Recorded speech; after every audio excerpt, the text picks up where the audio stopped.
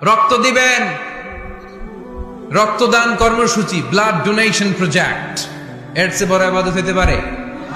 জীবনে একবারও রক্ত দেন না এরকম আছেন? হাত তোলার দরকার নাই। খুব বেশি অসুস্থতা, ভয়ঙ্কর রোগের জটিলতা এগুলো না থাকলে প্রতি 4 মাস 6 মাস অন্তর অন্তর আপনি রক্ত দিতে পারেন।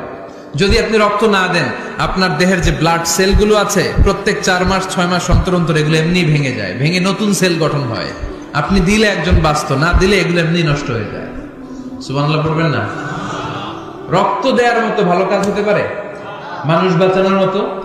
প্রায় দেখবেন ফেসবুকে বা টিভিতে বিভিন্ন সোশ্যাল মিডিয়াগুলোতে নিউজ আসে, একজন মুমূর্ষ রোগীকে বাঁচাতে রক্তের প্রয়োজন, রক্তের গ্রুপ এ পজিটিভ।